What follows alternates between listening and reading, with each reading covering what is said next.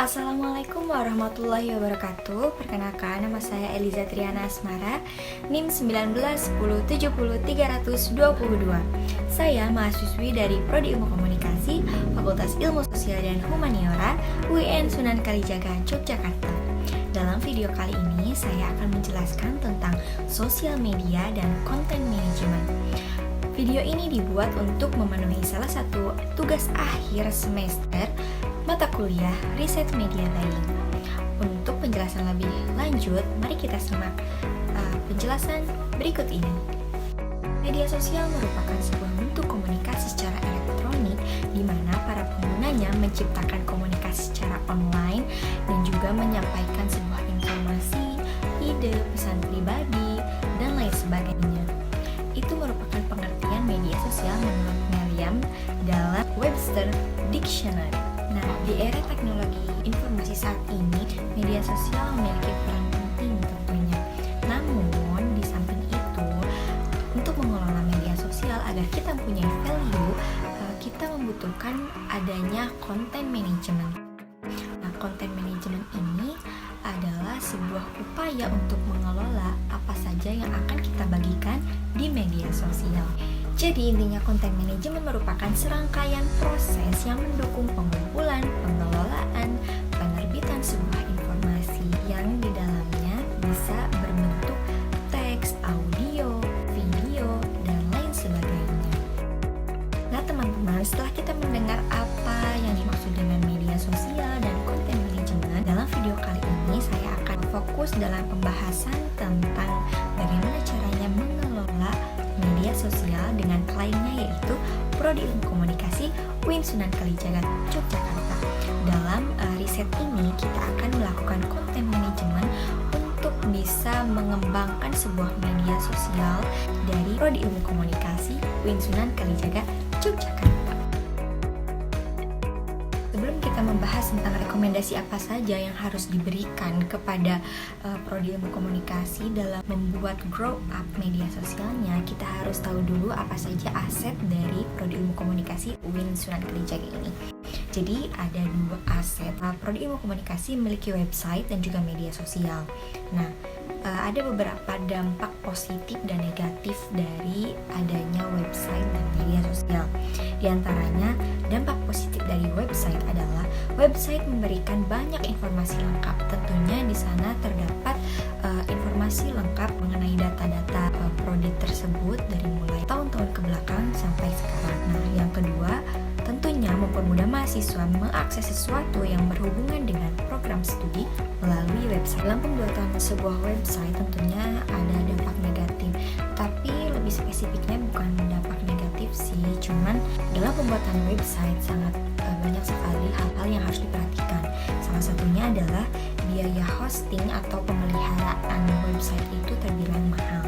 Dan yang kedua, rawan juga terkena virus dan hacker.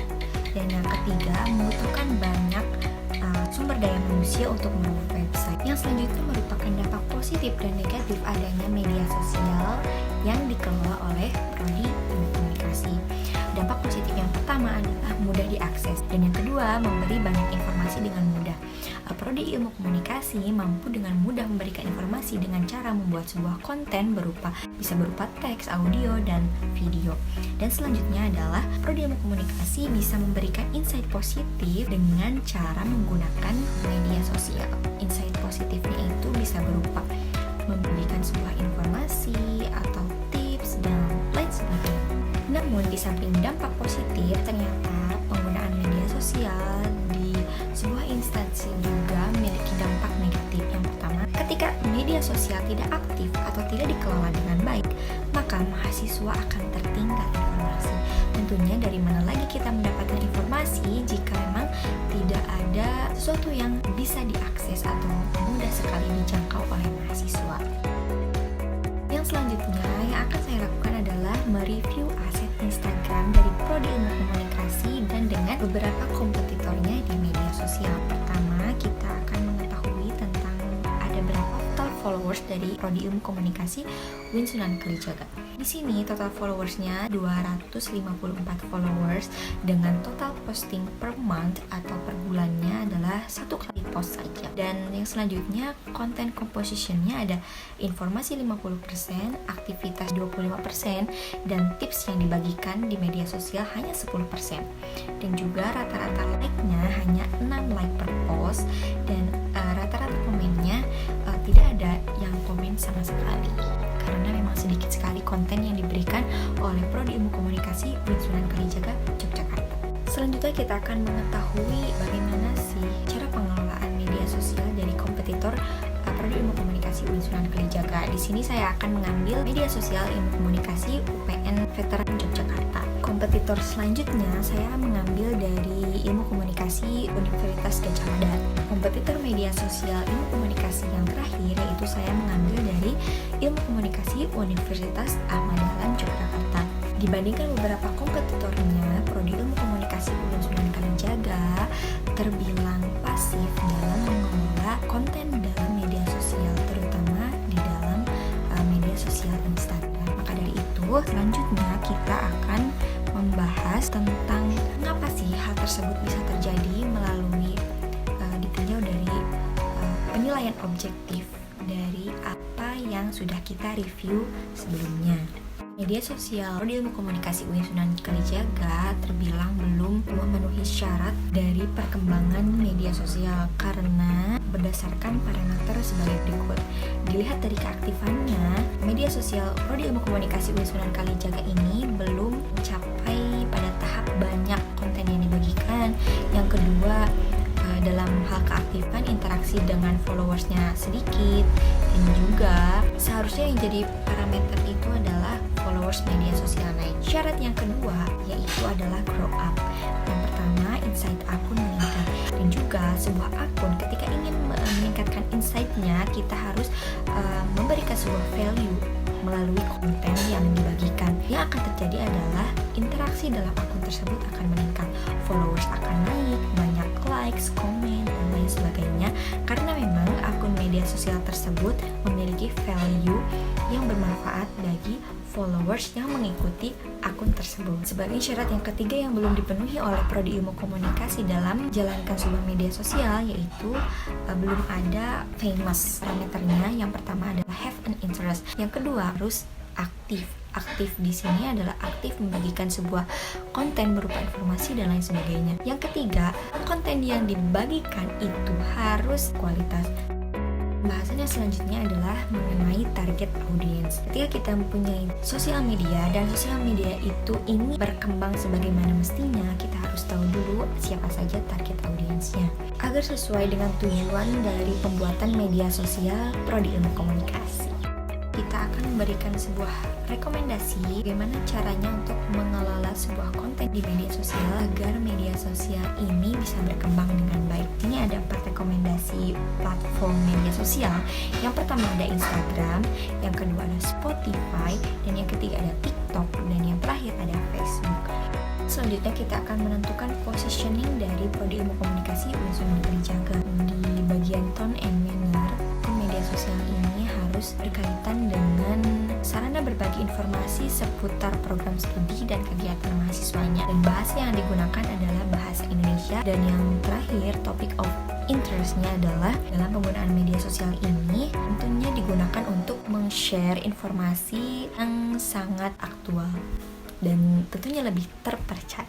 Dalam mengelola sebuah akun sosial media agar berkembang dengan baik, ada 3 pesan dari saya, yaitu aktif, yang kedua give some value, dan yang ketiga adalah be aware. Maksudnya adalah ketika sebuah akun media sosial selalu aktif untuk berinteraksi dengan membagikan beberapa konten memiliki nilai yang bermanfaat bagi orang lain, maka hal tersebut dapat berpengaruh atau mempengaruhi orang lain untuk mengambil manfaat dari akun tersebut. Untuk mewujudkan pesan yang sudah disampaikan sebelumnya, tentunya kita harus punya planning apa saja konten yang akan dibagikan dalam 1 bulan yang akan datang. Di sini terdapat beberapa planning konten dari sebulan, kita ambil di bulan Agustus yang akan datang.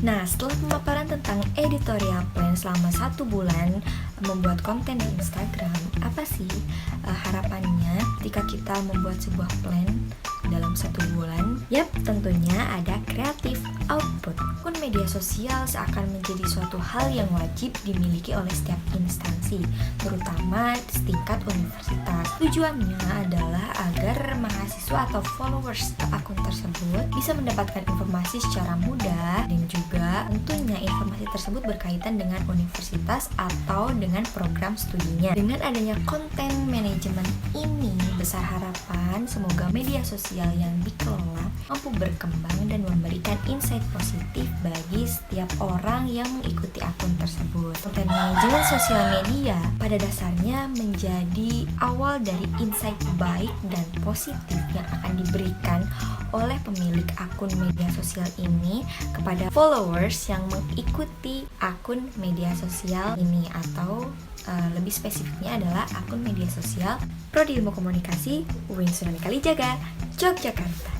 Akhirnya kita sampai juga di akhir pembahasan tentang sosial media dan konten manajemen ini. Semoga apa yang saya sampaikan dapat dimengerti oleh teman-teman semuanya. Semoga bermanfaat, dan saya ucapkan terima kasih atas perhatiannya. Assalamualaikum warahmatullahi wabarakatuh. Sampai jumpa di video selanjutnya. Dadah.